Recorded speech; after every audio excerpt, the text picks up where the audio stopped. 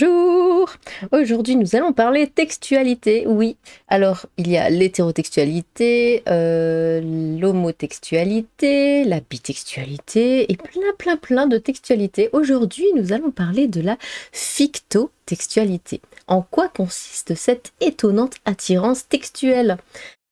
Avez-vous déjà entendu parler de la fictotextualité? Eh ben non, cette attirance textuelle peu connue fait pourtant beaucoup parler, on vous en dit plus. Alors moi cette phrase elle m'a un peu... comment? Enfin si c'est peu connu, pourquoi ça fait beaucoup parler? Mais bref, la fictotextualité est un terme générique désignant toute personne qui éprouve une attirance textuelle exclusive envers des personnages fictifs. Oui, du coup là je pense qu'il y en a beaucoup parmi vous qui doivent... se reconnaître là-dedans parce que oui, il y a beaucoup de personnes qui sont attirées par, je sais pas, un personnage dans un film ou dans un animé ou n'importe quoi. Donc c'est pas... Alors maintenant on a mis un mot dessus, voilà, la fictotextualité, bon c'est un peu moche, mais bref. Voici la définition exacte de cette orientation textuelle. Alors je sais pas si on peut quand même appeler ça une orientation textuelle, parce que c'est quand même... Enfin le mot est fort quoi, quand même. C'est pas... on peut trouver un personnage fictif textile, par exemple, attirant, attirante, mais de là à parler carrément d'orientation textuelle, enfin je sais pas, c'est fort je trouve. Enfin bon, selon LGBTQA+ Wiki, la communauté spécialisée dans les questions de genre et ses terminologies. Ouais bon, eux de toute façon ils sont complètement frappadingues. Avec eux, il y a 75 milliards de textualités différentes, avec des définitions complètement dingues. Selon le média Cosmopolitan, qui s'est penché sur le sujet en traitant la question de la fictotextualité, il s'agit d'une orientation textuelle à part entière, carrément, oui, à ce point. Attendez, je réfléchis. Est-ce que moi j'ai déjà été... Ah, Spider-Man. Quand j'étais... Ah si, c'est vrai, quand j'étais ado, j'adorais Spider-Man, je le trouvais très sexy. Alors, j'allais dire le mot, attention. Tobey Maguire, hein, attention, hein, c'est le seul, l'unique, le vrai. Je le trouvais vraiment très attirant.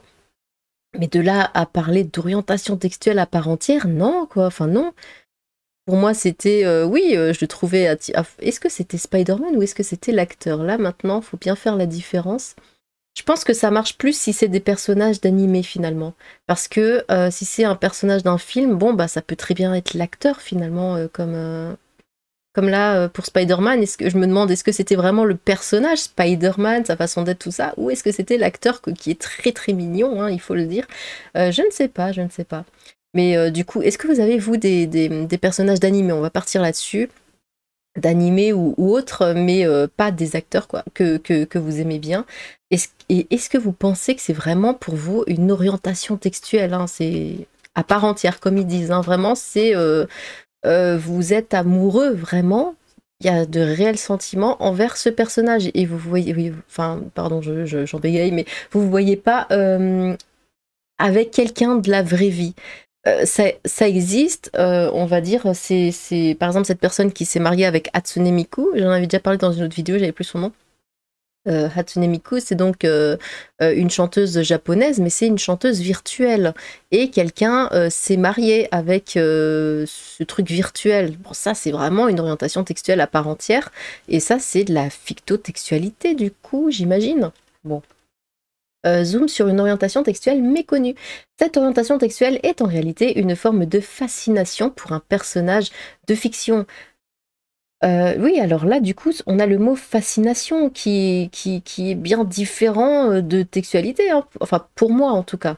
Être fasciné par quelqu'un, ça ne veut pas forcément dire qu'il y a des sentiments amoureux ou quoi.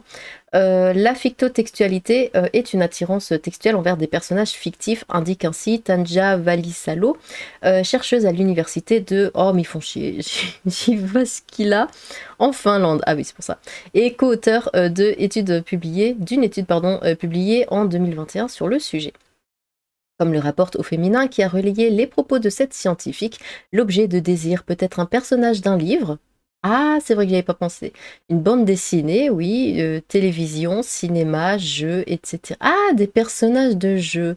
Est-ce qu'il y a des personnages de jeux qui vous attirent? Alors, je sais que beaucoup d'hommes ont beaucoup été attirés par Tomb Raider. par Lara Croft à l'époque, etc. Donc ça, c'est de la fictotextualité du coup. Moi, j'ai jamais eu ça pour un jeu, un personnage. Ouais, peut-être Link, que je trouve mignon, mais bon, c'est pas non plus de la fictotextualité, faut pas déconner. Mais un personnage de livre aussi, dites-moi, hein, vraiment, dites-moi s'il y a un personnage de livre ou quoi qui vous a attiré. La phyto... Ah, mais peut-être que justement, comment ça s'appelle là, ce truc, ils en ont fait un film nul. Grey, machin, 50 nuances de Grey, là, peut-être qu'il y a beaucoup de femmes, du coup, qui sont tombées amoureuses du personnage, je sais plus comment il s'appelle, le mec, là, qui fait des trucs SM. Donc là aussi, c'est de la fictotextualité, dans ce cas. La fictotextualité n'exclut pas forcément d'autres formes de textualité ou d'attirance envers de vraies personnes, poursuit la chercheuse. D'accord, d'accord. Selon... Ah, ça veut dire qu'alors on a plusieurs textualités, on a la ficto et on a la vraie, entre guillemets. Selon elle, cette orientation textuelle n'est pas une nouveauté, ce qui est nouveau... Non, non, c'est pas nouveau du coup. Ce qui est nouveau, c'est le terme lui-même et la façon dont les gens peuvent se rencontrer sur Internet pour discuter de leur expérience ficto. Il y a des gens qui en parlent et comprendre sa signification, la débattre et l'intégrer dans leurs identités. À ce point, d'accord. Moi, je me vois pas dire bonjour Lilith, amoureuse de Spider-Man. Bon, on m'enferme, c'est pas possible. Non, ça serait très bizarre. On ne parle donc pas ici d'un simple désir pour un personnage de fiction comme Roger Jean, page quoi dans la chronique de Bridgerton, oh là, par exemple, mais bien d'un sentiment d'être lié, ah, quel horreur le point inclusif, à une personne dans une vraie relation. Ah bon, c'est carrément se sentir lié, c'est imaginer en fait, c'est se faire un film quoi, hein, d'être dans une vraie relation avec le personnage. Ah oui, c'est à ce point-là, ok. Le témoignage d'un fictotextuel, attention. Selon Gary, un homme interrogé sur sa fictotextualité par Cosmopolitan, il est important de briser les tabous autour de cette orientation. Interrogé par nos confrères, il a déclaré « Je veux encourager d'autres personnes à ne pas avoir honte de leur fictotextualité. » Bah si, c'est un peu honteux quand même, hein, de se dire « Ouais, on a tellement personne dans la vraie vie que finalement on se rabat sur des personnages en fait, hein, qui n'existent pas. » Avant d'ajouter, c'est pour ça que ça arrive, pardon je coupe tout le temps, mais c'est pour ça que ça arrive beaucoup aux adolescents, quand il y a un film, voilà, avec un personnage qu'ils aiment bien, ou un jeu vidéo, parce que bon, c'est des ados qui sont un peu reclus, voilà, tout ça, ou qui n'ont pas encore eu leur première expérience, ou ce genre de choses, et qui se rabattent là-dessus jusqu'à rencontrer des vraies personnes dans la vraie vie, et après, ça, en général, ça disparaît avec le temps. Avant d'ajouter, je ressens sa présence en moi ou les gens, les adultes qui vivent, eux, tout seuls, comme ce japonais, voilà, qui, lui, bah, il allait faire sa vie tout seul, hein, comme beaucoup de japonais, et puis pas que des japonais, hein, beaucoup de monde dans le monde, du coup, vivent seuls jusqu'à la fin, et du coup, bah, ils se rabattent aussi sur des personnages de fiction. Je ressens sa présence en moi, d'accord, en parlant de son amour pour General Blue dans Dragon Ball. Pardon, non, non, faut pas se moquer. Dans Dragon Ball, ah oui, d'accord, c'est... Ah, moi j'aime bien Freezer.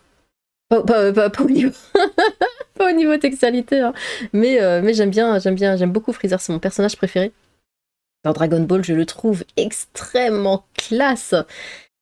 Quand beaucoup aiment Goku ou quoi, non, moi c'est vraiment Freezer, c'est incroyable.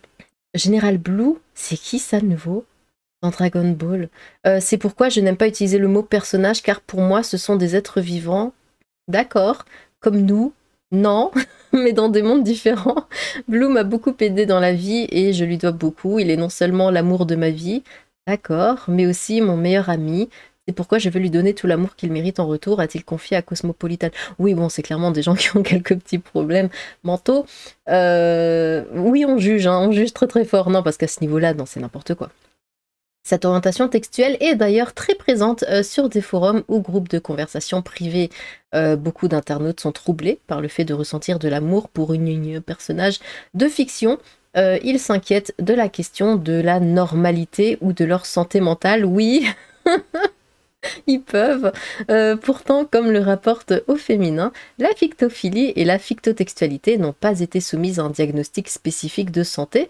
Bah, il faudrait, par l'Organisation mondiale de la santé ou par l'American Psychiatric Association. Je pense que c'est parce que c'est trop nouveau, peut-être. la fictotextualité, et donc une orientation textuelle au même titre que non, que l'hétérotextualité, non, non, non, l'homotextualité, la textualité, la bitextualité, la pantextualité, ou encore la sapiotextualité. Qu'est-ce que c'est que ce truc? Après tout, l'amour, c'est l'amour. Mais oui, s'ils sont heureux après, hein, bon, nous on juge parce que ça nous amuse, mais et on se moque un petit peu parce que c'est marrant, mais du moment qu'ils sont heureux. Mais bon, c'est vrai que c'est, voilà. Enfin, après, ils peuvent se retrouver entre eux, s'ils se comprennent entre eux, il n'y a pas de souci. Moi, là, c'est vrai que ça, je comprends pas.